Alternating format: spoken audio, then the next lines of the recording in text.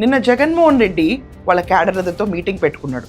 175 మందితో పిలిచి అక్కడ శుభ్రంగా వాళ్ళందరూ బయటకు వచ్చి ప్రెస్ని కూడా ఫేస్ చేశారు, అందరం చూసాం. కానీ విచిత్రం ఏంటంటే యూజువల్గా కూటమి నేతలు ఎదురు తిరగాలి. జగన్మోహన్ రెడ్డి ఇచ్చిన ఒక క్లుప్తమైన బోర్ కొట్టే స్పీచ్కి కూటమి నేతలు ఎదురు తిరగాలి. కానీ విచిత్రం ఏంటో తెలుసా, ఈసారి వైసీపీ క్యాడరే ఎదురు తిరుగుతున్నారు జగన్మోహన్ రెడ్డికి. వెన్నుపోటుకు 2 ఏళ్ళు అని చెప్పి ఒక పుస్తకాన్ని ఆవిష్కరించారు. రేయండి ఇక్కడ స్లైడ్.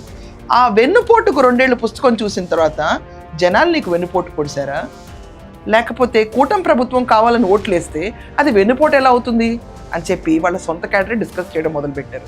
జగన్మోహన్ రెడ్డి చాలా సింపుల్గా ఉన్నాడండి లాజిక్ ఈరోజు.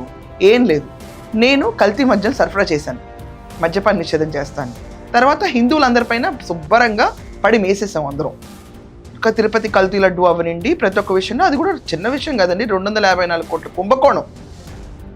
కల్తీ మద్యం అయితే ముడుపుల యుద్ధంలోనే 3000 కోట్లు దాటిపోయింది అంటున్నారు. ప్లస్ రాజ్ కేసు రెడ్డి 2000 కోట్లు. ఇది ఒక ప్యాకేజ్ డీల్స్ మొత్తం. సో మేము ఇంత మేస్తే మీరు మాకు ఓట్లేరా? జగన్మోహన్ రెడ్డికి ఆంధ్ర ప్రజలంటే ఒక రకమైన చిన్నచూపు.